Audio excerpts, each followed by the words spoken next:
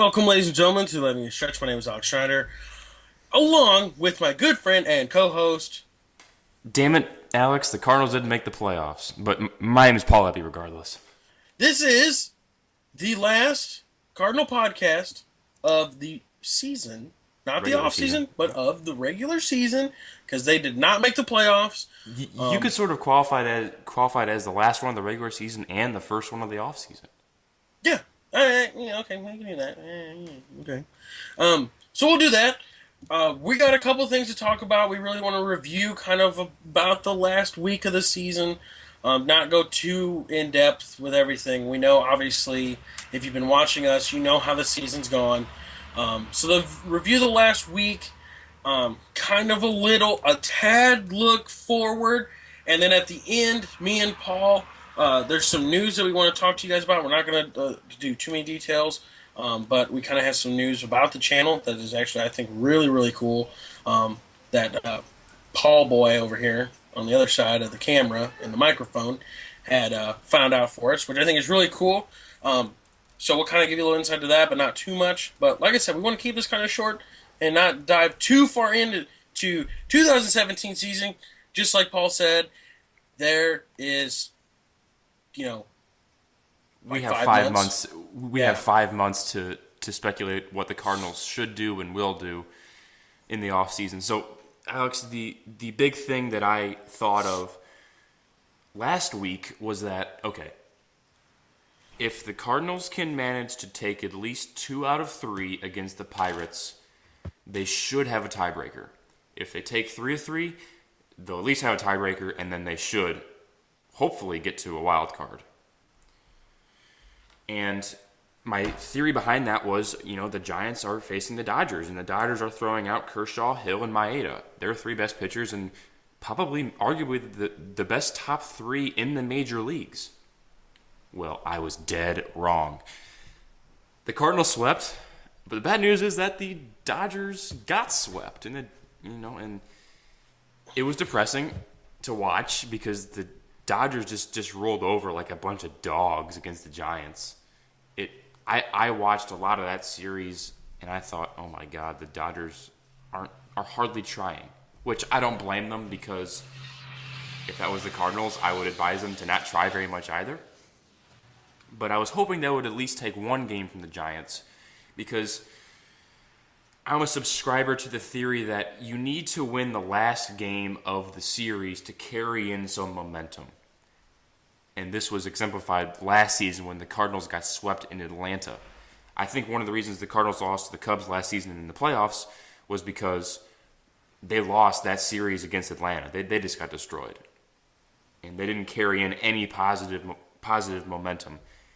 And the Dodgers didn't do that either this season, and I think that could hurt them against the Nationals. But anyway, my point is that I was wrong. The Cardinals did their job, but the Giants did not do theirs, in a sense that they didn't lose any games.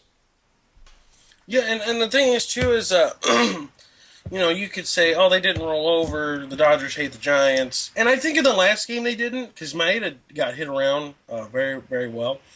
But we all know that, Kershaw wasn't going to go 9 innings.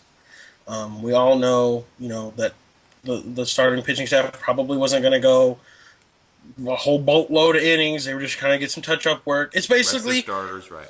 And that's what kind of sucks about this whole early clinching thing, is the fact that for the teams that have clinched, it's spring training games. They go out, they play a little bit to stay sharp, and then they sit. Which kind of sucks for the teams trying to get in, because Matt Moore went, 9? Did he go 9? 8, 7 or 8, yeah. He at least pitched in the 8th, Yeah. I believe. I think he went 8, yeah. So he pitched he pitched a game, an entire pitching game. And the Giants basically had that one from whenever they scored 5 runs or whatever it was. Really the first inning on, because they scored 2 in the bottom of the first, and then the Dodgers only scored 1. So it was basically over in the second inning, but yeah. And the Cardinals had a outburst of offense in Sunday's game, winning that 10-4, which looked like it wasn't even going to get to that point, because it was 4-4 out of a John Jaso 2-run home run, and then the Cardinals just blew up, just went absolutely nuts. John Jaso, your boy. Anyway, yeah, it Yeah, was I call him double quads. Double quads. it. I I'm not gonna like blame the Giants. Oh, you didn't lose, so I'm gonna be mad at you now. Obviously, I'm not happy, but you can't depend on other teams to get into the playoffs. That's what happens when you depend on other teams to do that. And the Cardinals got what they deserved. To be honest with you, you don't beat the Reds Wednesday night. I mean, that was the night. That was the deciding night. The Giants lost to the Padres. The Cardinals had a chance to take advantage. They had Colton Wong on third base with that, what was it, winning run or tying run with It was a nobody winning out. run. Yeah, with the winning run with nobody out, and what do you know? They don't win that ball game. So to me, if there's one ball game to look at and say, oh, that's what doomed their season, it was last Wednesday night. Yeah, I don't even know. I don't even know if you want. I don't really want to look at one game because there's multiple games. So, Of even course, early in the there's season. a Yeah, whole yeah, bunch of games for the Cardinals to look at and say, wow, we should have won those. But exactly. it all came to a head on Wednesday night, in my Yeah, opinion. yeah. And here's what I agree with you. We did the podcast for the Cubs. Well, we did a Cardinal podcast which wrapped up kind of the Cubs series, and I said that was the most important series.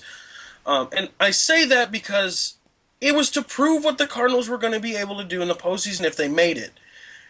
Truly and honestly, the most important series of this entire season going down the stretch was that 4 game series against the Reds that you should have at least won 3, if not all 4 games from. If you only split a series against the 4 loss Reds at home, I don't think you deserve to make the playoffs. Exactly. So I'm with Paul. But what I was kind of thinking, everybody was like, "Oh, Colton Long was at third base." Probably. Okay, but if you think about it, though, there was multiple games early on in the season that you probably should have won that the Giants didn't. That if you win one more game, that if you just win, if you take the record and give them one more game, they're playing tonight to try and make it in. Exactly. If they win 2 more games, they're in. That's all it boils down to, and. But yeah, I will agree with you to a larger extent that the most important series was that Reds series. The Cardinals did not hit very well with runners in scoring position in the second half, but the Giants didn't have a winning record in the second half, which really was the only reason that helped the Cardinals. Because if the Giants have a winning record in the second It, half, there's it's no not even chance. close. And not to mention, I mean, yes, they didn't have a winning record, the Giants, but they were 12 games under 500 after the All-Star break. That's horrendous. I mean, Yeah. on what planet does that team deserve to make the playoffs? Now, I'm not discrediting what the Giants have done. They were clearly the better team, in my opinion. But a, a team that has that bad of a finish, it's a little suspect heading into the playoffs. But then again, that's why the playoffs are played. So we'll see. Okay, so just to transition out of this, we obviously know what happened. Cardinals are out, Giants are in. Excuse me. Like Paul said, they were the better team, and I I agree to that. So moving on, talking about the better team, we're just we're going to speculate, and I'm telling you guys this in the off season. I mean, we came to times this season we had nothing to talk about, and the season was going on. We have 5 months of no Cardinal baseball. We literally are going to sit around for It's probably going to be two five months. months of pure speculation. Yeah, we're going to sit around probably 2 months in with no news at all about Cardinal baseball. Around December, January is where news starts coming in. But if you've been a Cardinal fan for the last, 5, 6 years, usually no news. They keep it really close to the vest and then make a splash some other time. So yes, we're going to get into a teeny bit of speculation today, but we will definitely jump that up into a bigger margin in the off season because this team, obviously, since they weren't the better team, has needs, and I think that the needs this year, I think, have to be met. They have to make either a big trade or they have to make a signee. until what was it, the free agent class of 2018, when you have people like Bryce Harper on the market. Harper, Machado, Donaldson, Kershaw. Gosh, I don't know. I mean, those are the big ones off the top of my head. Yeah, Price I Yeah, think is on so there. I've already started kind of the speculation. Jen Langosh has started speculation already. She is a Cardinals insider, who's really, really good. If you guys haven't seen any of her stuff, um, so she speculated a lot. Me and Paul kind of talked about it a little bit in podcasts before, and it's what the Cardinals need and what they have to go and get. And And I'm going to bring up an interesting point here. I don't think, while they do need to address positions and get people, there's two things they need to fix. And this is sort of a brief review of 2016 and sort of looking forward at the same time. If the Cardinals want to win in 2017, they have to fix these two things that they did very poorly on in 2016. One is the home record. I don't know what it ended up being. I should probably look.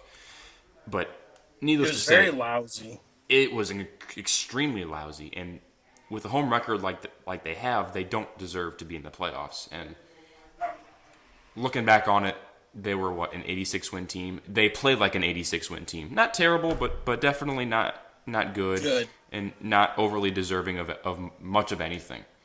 The second thing they need to fix is the defense. And I'm not going to go into that because we all know how bad it was.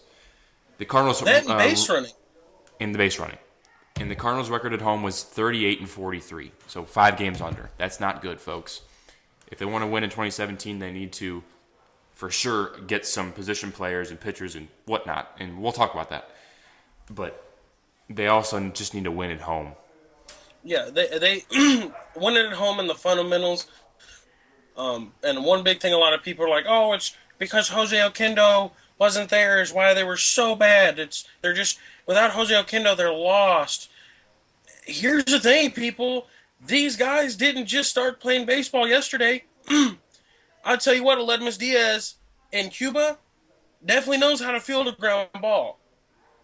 I'm being honest with you. He knows how. They don't go to school there. They play baseball. He knows what to do. On the other hand, people like Brandon Moss don't know what to do.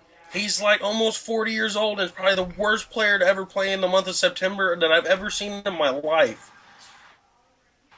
That's why early on we talked about, oh yeah, they'll re-sign him. He's good. After that month of September, I wouldn't touch him. I don't care what he does for me the whole season. If he doesn't perform when we need him to perform, screw him. Let him go to another team. For real. And on top of that, the Cardinals are doing something. And here's a big thing. And me and Paul really haven't addressed it. We talked about it a little bit. We were at the game Friday. And here's the thing. Cardinal wins usually mean a whole lot to the city of St. Louis. The biggest thing that happened Friday night was the best, most memorable at bat of the season for, in my eyes, the entire Major League Baseball community. Matt Holliday hit a home run to put him at 20 homers for the season. I would argue that whole thing about with Holliday, and I'd say the most important at bat of the season was probably D. Gordon. But anyway, yeah. Well, okay, yeah, and that's okay. All right, that's fair. I'll give you that. That's a whole different argument. Yeah. So, yeah, it was huge. I had goosebumps. I don't know about Paul. I had goosebumps. Oh yeah. It was awesome to see. It was great. But now, after this season's over, the Cardinals are getting ready to go through something that they haven't done. Will possibly go through something that they haven't gone through in 7 years, and that's playing every game without Matt Holliday on the field, in the batter's box, in the dugout, in the clubhouse. They haven't said that they're not going to sign him, but this weekend sure did feel like that's going to be the case. Mozeliak said that it's highly unlikely that they'll sign him. So he didn't say no, we're not going to sign him, but he definitely didn't give a ringing endorsement to Matt Holliday. Exactly. So the Cardinals, we're not going to get into free agents today. We know what positions need to be fixed, but the things that we really wanted to drive home today is there's fundamental things that need to be fixed. So that's defense, base running. And then there's the player thing, the clubhouse situation. No Matt Holiday. It's going to take a little bit of time to know that you're walking into spring training next year, and that the human Hulk's not going to be there. It's going to be weird not seeing number 7 out on the field for the fan standpoint, and for what me and Paul do here. It's going to be weird to see that. Um, so, like I said, we have 5 months to kind of dig deep to figure out what the Cardinals need. Um, I did see one thing though, Paul. I'm gonna get your opinion on. So we've been posting videos on the Cardinal Nation page on Facebook. So if you guys, it's a great page. It's awesome. But a guy speculated next season's starting rotation, and it was like Martinez, Reyes, Wainwright, Lynn, and then the fifth starter was Rosenthal or Lyons. Okay. Well, we'll see. Where do I start with this guy? How about a big fat no? Yeah, a big fat no is my first reaction. My second thought is Rosenthal has expressed interest in being a starter, but I don't think the Cardinals have any interest in doing so. Jaime Garcia, where does he fit in the equation? I guess the Cardinals will trade him or not re-sign him or do whatever with him. What about a guy like Marco Gonzalez or Luke Weaver? Who knows? I'm not going to say he's a complete idiot because I think Tyler Lyons, I don't think he's going to get that fifth spot, but he could compete for the fifth spot. But it's not going to be Trevor Rosenthal. I hate to break his heart on that one. But We're forgetting one who big knows? piece. We're forgetting one big piece. The Cardinals just signed Mike Leake to a 5-year Oh, deal, yeah, and he of just course. completed the 1 year. Yeah, so you have 4 years of Mike Leake left. It's going to be Mike Leake, pal. Yeah, I don't know what the hell I was Mike thinking Leake is. about. Yeah. I don't care what anybody says. Here's what I'm going to tell you right now. The starting rotation for next year is not going to have Jaime Garcia in it. It's not going to. He's probably not even going to be re-signed by Well, the he's Cardinals. he's a lefty. I mean, what do you do? I would not touch Jaime Garcia as a starting pitcher. Do you, Reliever, yes. do you go out and try and get a lefty starter No. I with don't all like righties? that. I don't like that whole thing where you gotta have a lefty starter in your rotation. Makes it all great. Well, it's a load of bullshit, people. It's full of crap. The lefty matchup is the one that works. The majority of people that play Major League Baseball are right-handed. I'm Right. sorry to say it to all you lefties out there that are hopeful. Yeah, you can be hopeful all you want, but if you're a lefty first baseman, there's going to be times where you're not going to play over righty because everything's easier for right-handers. That's the game is centered around that, which is very, very wrong. But right-handed is kind of the thing. I don't believe in the unless hear me out. Unless the Cardinals can get a left-handed pitcher that is exactly 110% a clone of Clayton Kershaw, I don't give a shit about a left-handed starter. Could care less. Like really. And here's the thing. Every team believes in that. The Blue Jays have J.A. Happ, who at the start of the season was maybe average and had a good season. He was an unknown. Yeah. I'm not trying to be rude. I love J.A. Happ and always have. I don't know why. He's really good. I like him. But he's probably not going to repeat that season next year. You know what I'm saying? So Jaime Garcia, yeah, I like the guy. He can come back. If he proves he can be a starter and can prove he can make 30 starts and not give up 40,000 home runs in the first inning, okay, then maybe you can do that. But I see him as a bullpen piece at the moment, to be honest. Fair enough. I Which is mean, good for the I Cardinals. think I think well that's for sure a good problem to have. If you told me, I would rather have Mike Leake too, but the thing I've learned is that you can never have enough starters. Someone's going to get hurt. Someone's going to perform badly. You can never have enough starters. So I think it's worth holding on to Jaime Garcia unless you have a better option available, and I'm not sure there is a better option available. I don't think it's Lyons. I don't think it's Weaver right now. It's certainly not Rosenthal. I think it's worth holding on to him if there's no other options. Yeah, If you can go out and for sure get another starter through free agency or a trade, fine, get rid of him. I don't care. That's fine. But until then, I think you have to hold on to him. and the thing is too is the Cardinals bullpen very withered away very very much. The bullpen this season. So if Jaime Garcia and Luke Weaver aren't in your starting rotation, they're new bullpen pieces. Right. I mean, you're not hurting at all. Like I'm not, and here's the thing: I'm not bad mouthing Jaime Garcia. I just don't think right now is a perfect time for him to be starting. You players need to accept their roles. Trevor Rosenthal, you're garbage pitching 1 inning. I'm not giving you the ball to try and pitch 5. So the Cardinals aren't hurting at all in that aspect. But like I said, I'm not giving Trevor Rosenthal the ball to pitch 5 innings when because I don't need 5 innings of heart attack. No. 1 inning's a little much for me. Um, so yeah, sorry, Trevor Rosenthal. Just accept your role and be a great closer. Do you not understand? Mariano Rivera tried to be a starter.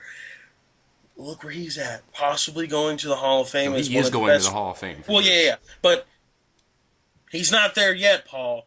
So we can only Right. speculate. But yeah, he's basically going into the Hall of Fame. But he was a great closer. Do the same damn thing. Shut your mouth, stop being a little girl, and just pitch the 9th inning. Or the 8th inning or whatever's been assigned. Oh yeah, because right. I'm sorry, Trevor Rosenthal, you probably lost your job to Mr. O. Yeah, and he was having, and I cannot wait for him to come back next season because he was just so dominant and so good. Because he's so much better than you, Rosenthal, in the 9th inning. Pun intended on that one. Just, but like I said, we have 5 months to speculate the Cardinal news and what's going to happen. Me and Paul in the off season, we're going to stay on top of news. Here in probably about a month and a half, I'll start looking for stuff. We'll be able to bring you guys some things. And on top of that, if you guys didn't remember, the World Baseball Classic is going to happen. Me and Paul on this past Friday discussed for about 45 minutes as the U.S. roster for that, which is in March, I believe. Isn't that correct? Yeah, early to mid-March. So we are going to have a huge podcast on that. We have some things, but like I said, we have 5 months to kind of figure out what's going to happen. And I don't know about you, Paul, but I'm super excited for next season. I really am. Yeah, I really am. I think the Cardinals are going to hopefully make some moves, some drastic moves, because they kind of need to make some drastic moves right now. But yeah, it is an exciting time with the Cubs finally being good. We're going to have a good rivalry for years to come. Yeah, I totally agree. Yeah, I mean, yeah, we didn't make the playoffs, but I could argue that that's probably a good thing. Cardinals need to rest up. You make it 5 years in a row, that's a very long season, which means short off season. So I think they're going to come next season well rested, ready to go. Like I said, not looking too much into this season, but I think one thing is it's really key. You got to rest those knees, bud. Rest those knees because you're going to catch a lot of innings next season too. Not because the manager's going to make you, but because I know that that's what you're going to do, and we love you for it. So, and then real quick, before we wrap this up, the news I was telling you guys about, I don't want to give too much away because it's not finalized, but me and Paul kind of have a little something going on for Friday about the channel.